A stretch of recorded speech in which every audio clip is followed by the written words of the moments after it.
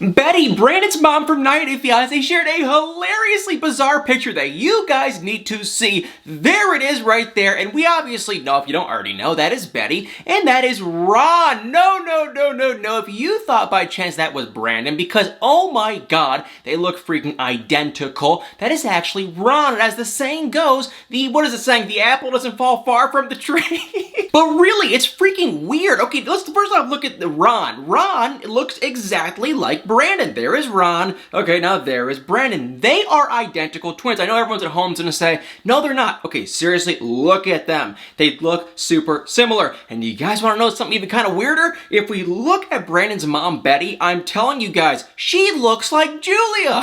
I'm telling you guys, there is Julia. And I swear to you, is it just me or does she freaking look like Brandon's mom, Betty? Like, this is the literal weirdest thing I have ever seen. And well, I don't know if I'd go that far, but it's pretty freaking weird. So comment below what you guys think. And no, for some reason everyone's asking me, okay, here is the real quick scoop on them. Yes, 90 Day Fiancé is coming back. 90 Day Fiancé Happily Ever After. And we did not get to know which couples from this last season of 90 Day Fiancé are going to be on this new season because obviously the show was not done. But now the show is done, technically minus the tell-alls, we do now know Mike and Natalie, Brandon and Julia, and Yara and Jovi. I heard Yara and Jovi because I had a friend that was kind of near them and saw them filming, so I kind of figured that one was coming. But Brandon and Julia, I'm not shocked. I mean, I think it'll be good. They had some entertaining moments, whatever. Hopefully it's good. Fingers crossed. But Mike and Natalie, I don't like them. We already know this. This is a known thing on this channel. I don't like either of them.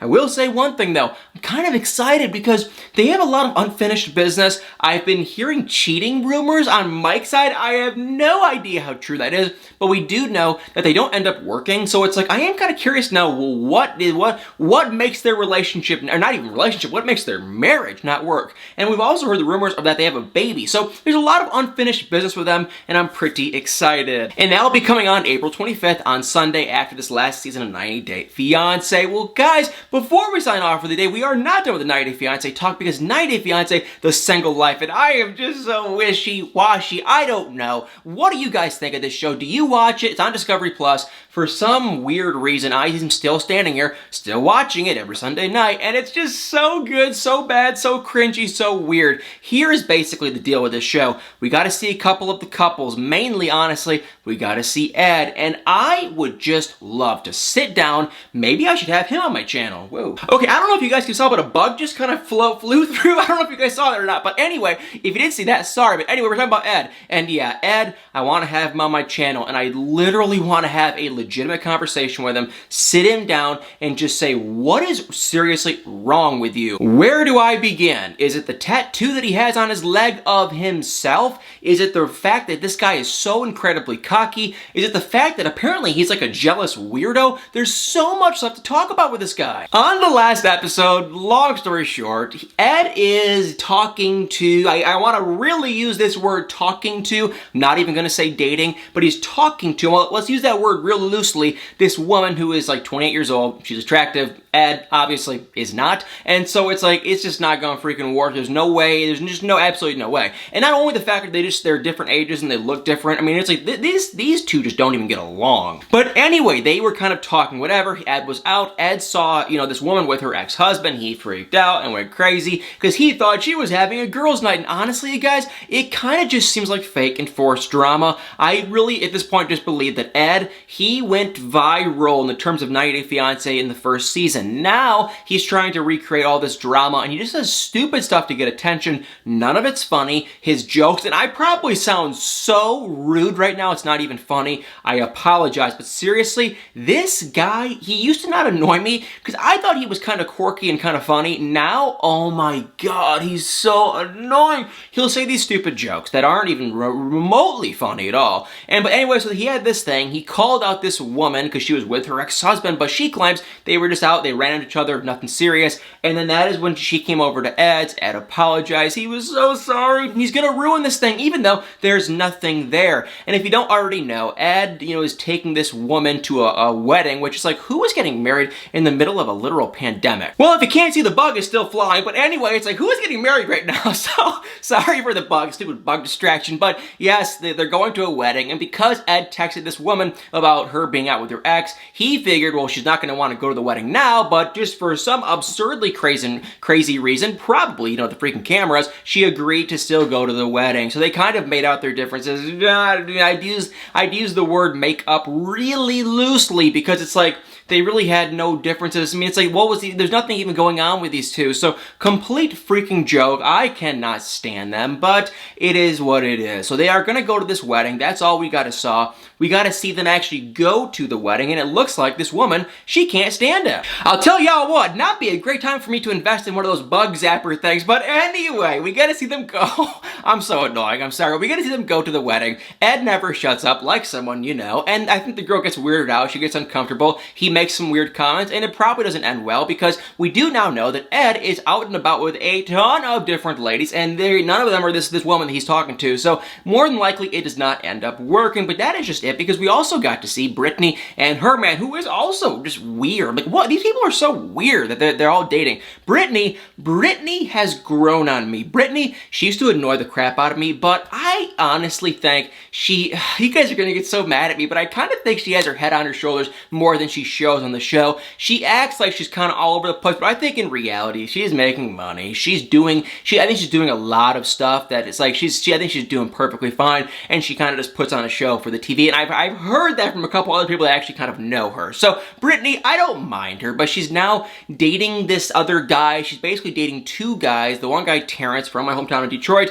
nothing really came of it. Then she has other guy from Canada who, honestly, he's just not really attractive. Like, the other guy from Terrence, I don't know if because he's a Michigan boy or what, but this guy's like a good-looking guy, the guy Terrence. The other guy, I'm totally blanking on his name. He was literally spoon-feeding her because Brittany got into an ATV accident, which was really scary, and so he was literally feeding her at one point, which is nice, but it's like, looks-wise, I'm like, you really like that guy? But anyway, she was with him. He was on, like, his last day. They have not been romantic whatsoever in her bedroom, and so they ended up going out with two of her friends, and the friends start grilling this guy about every little thing, and I'm not going to get into the nitty-gritty details. They asked this guy way too personal questions, but I get it, because it's like, hey, the questions were very personal, and if I was this guy, I'd probably just give them a vague answer and shut up and try to change the conversation, but he kind of tried to engage, and it was like, okay, he answered the questions kind of weird. They were asking weird questions. It was really awkward, and what ended up happening was,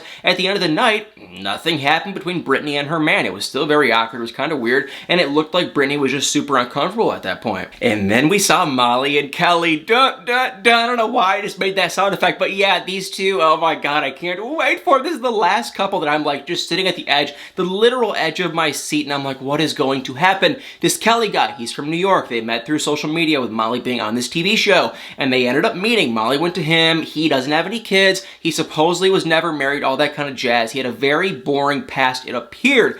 However, he ended up coming to Georgia. Molly's friends, and even Molly, everyone was basically grilling the guy, because when you ask this guy a question, he would just be real short. No, nothing, here, there, nothing was going on. It was always really quick, short kind of stuff. And you could just see, I wonder what Molly's sign is, because I bet she's an Aries, because you could just see she's like really, she's a go-getter, and kind of, she's really kind of like questioning. You can just see she has this thing. She's like, okay, something doesn't add up right now. And something, honestly, appears to not add up. So Kelly ends up leaving. And like I was saying, you can just see there's something in the back of her head that something isn't right, doesn't make any sense. And we are right, because we get to see in an upcoming episode that Molly ends up getting something on her phone related to Kelly and shows her best friend who was on Pillow Talk with her, and the friend from Pillow Talk is like, oh my god, we were right. We knew something wasn't right, and now we know that this is not right. And so, of course, there's a million different scenarios. This might not even be related to Kelly, which if that was the case, I'm going to be so mad at 90 Day Fiancé. But it appears that this drama is related to Kelly. He did something. He was probably just hiding something and if I had to guess, maybe he has another lady. I mean, that I don't think he has a kid. Like, I really don't believe that's the case. It's possible, but I think more than likely he has another lady, and he was tagged in a picture with her, and he's gonna act like they were just friends, but that's probably what is going on, and I believe Molly's going to dump him. I don't think she's still with him. There is just no way. My gut is telling me they weren't even a good couple. Even if they both lived in the same state, they still would not be a good couple. So I don't think they're gonna be together in present day, but I guess I could be wrong. Then we saw Danielle and Mohammed, and I'm gonna keep this really quick because this is why, I don't know why I can't talk, but let me just say this real quick. This is why I don't like this show. 90 Day Fiancé Single Life. They make these people bring up uncomfortable situations just to get some drama, and it's just so awkward, and it seems so forced. So Danielle, she has literally no drama going on in her season whatsoever at all, but because they need drama, the producers for sure just made her call up Mohammed, who it's like, they haven't talked about this kind of thing in years and years, but she calls up Mohammed and says, I still have this part of me that needs to hear an apology from you after what you told me at the tell-all. If you don't remember, he said just really rude and personal comments about her at the tell-all about Danielle, and so she wanted an apology. When it's like, I get it, but why now? Like, it's been years, it's been literal years. Why do you need this apology right now when you're on a trip with your, like, it just seems so forced and so fake. And so she FaceTimed him, she said, I need an apology, and Muhammad basically, let me just say, didn't even apologize, but he talked in this way and that way, talked in a bunch of circles, and finally, he ended up spitting up an apology, but he was really,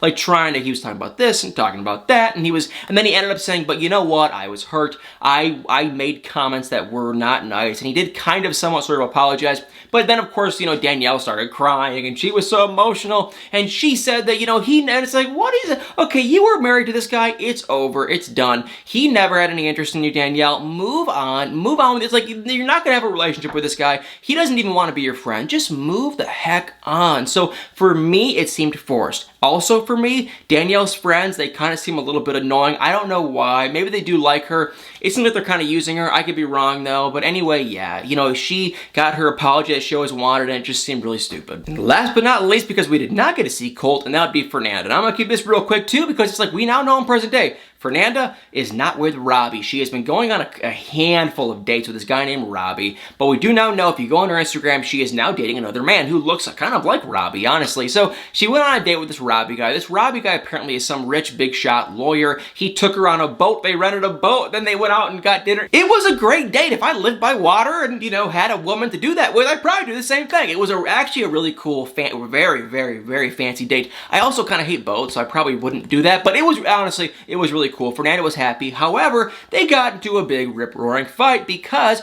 Robbie did not communicate with Fernanda for the whole freaking week, and I'm not much of a texter, but I get it. Like, if you think you are talking to this man, you would probably want to hear from him 2-3 times. 2 to 3 times a week is not much. That is simple. You can text her, hi, have a good day, hi, good night, hope you had a good day. Simple, easy stuff. He texted her at most 1 time in a week, and Fernanda was mad, and I kind of don't blame her. So they got into a big fight. Robbie was being all tough guy, and I think, honestly, the way after that fight, because they were on a literal boat, she didn't want to, get too mad at him, but I think once that fight went down, Fernanda just said, okay, I'm done with you, goodbye, and she kind of said, I'll play, Mrs. Nice Person, once we get off the boat, I am done with you. So Fernanda, obviously, she is not with Robbie anymore, and that is all we know. Well, guys, 90 Day Fiancé Single Life, this show is just so iffy. I can't decide if I like it or not. It's partially good, partially kind of just cringy, and kind of boring and not very entertaining, but comment below if you guys watched number 1 and what y'all think. Well, guys,